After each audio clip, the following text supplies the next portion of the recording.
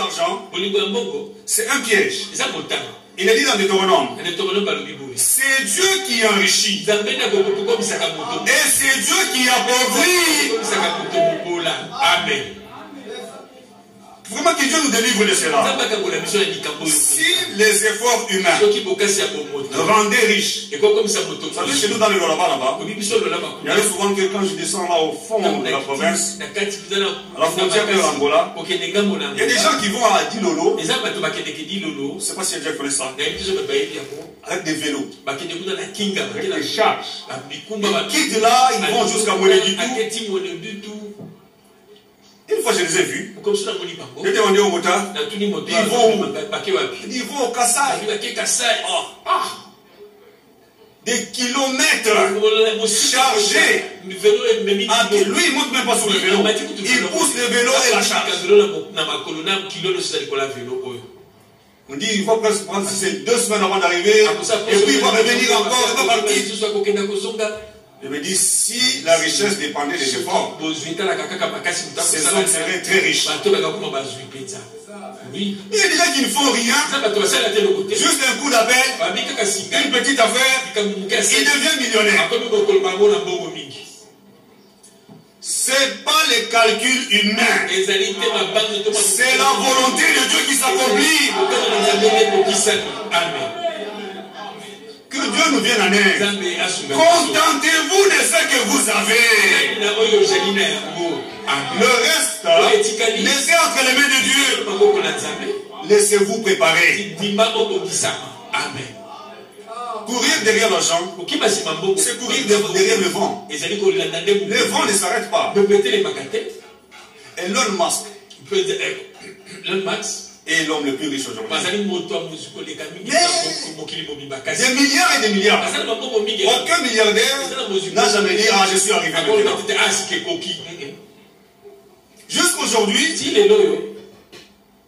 c'est pas toujours le fond, il faut toujours aller. Lui qui a des milliards, il court encore. Que dire de moi? Lui n'est pas arrivé. Et alors moi? Je ne veux même pas courir. Je reste avec Dieu. Amen. Que Dieu nous vienne en aide.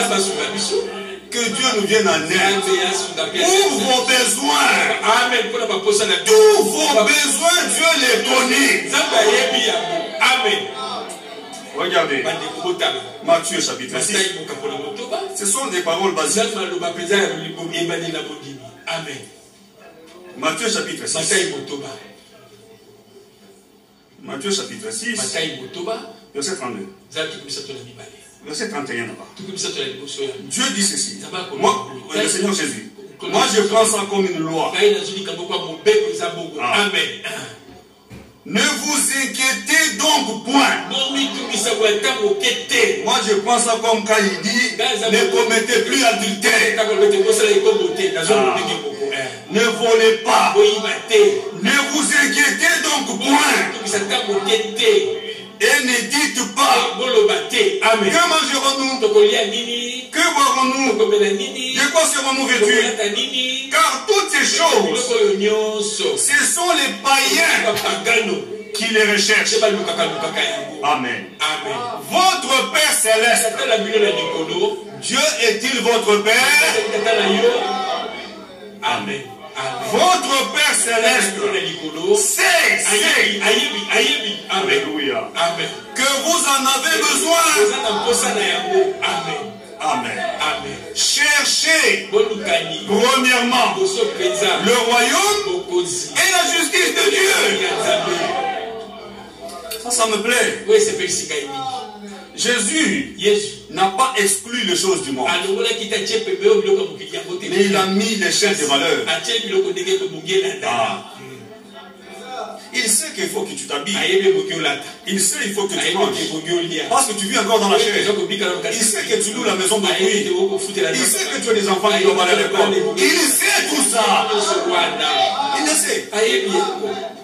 Mais là il dit, toi là, cherche d'abord le royaume et la justice de Dieu. Et toutes ces choses vous seront données par-dessus.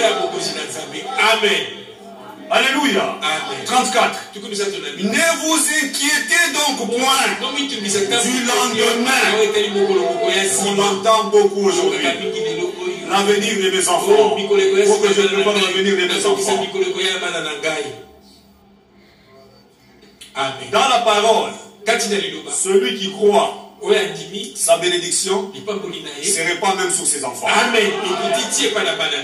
Oui, c'est Deutéronome chapitre 28. Tu crois, tu obéis, même tes enfants sont bénis. Amen. Et si tu meurs, toi les justes, sache qu'au moment où tu meurs, tes enfants changent de responsabilité. Amen. Amen. Il devient sous la responsabilité de Dieu. Amen. Amen. David a dit, j'étais jeune, j'ai vieilli. Je n'ai jamais vu un juste d'abord de son vivant abandonné. Ça n'existe pas. Et s'il meurt, ni sa postérité, mendiant son père, frère, c'est pas ton argent qui gardera tes enfants. C'est Dieu qui doit les garder. Amen. Est-ce que tu savais d'abord que tu les aurais? C'est toi qui as. C'est maintenant une fille. Tu lui donnes quel nom? C'est maintenant un garçon. Mais sache qu'avant que toi tu les aies dans ta famille, et Dieu les connaissait. C'est Dieu qui les a créés. Où est-ce qu'il te dit que c'est toi qui... Fais ce que tu as à faire. Laisse le reste à Dieu. Amen. Nous voulons prendre des responsabilités, même après notre mort. Que Dieu nous vienne en aide. Prépare ta vie dans l'au-delà. Amen. Laisse sur la terre Dieu s'occuper du reste. Et va en paix. S'il faut que tu partes, sache que ta postérité ne sera jamais mendiante. Amen. Jamais. Si tu as été juste, sois tranquille. Sois tranquille. Amen. Je peux vous dire que Dieu nous prend en charge au point que même ton cadavre, amen, c'est son cadavre. Amen. Que Dieu soit loué. Même ton cadavre. Je l'ai eu quand j'étais à Kikwit là-bas. Le frère America, il devait prêcher au deuil de notre frère qui nous a quittés. Dieu m'a parlé. Frère, même mon cadavre, c'est le cadavre de Dieu.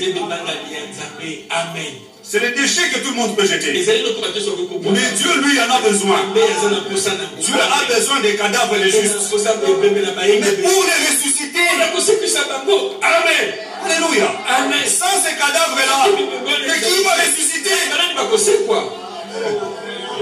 Que Dieu soit loué.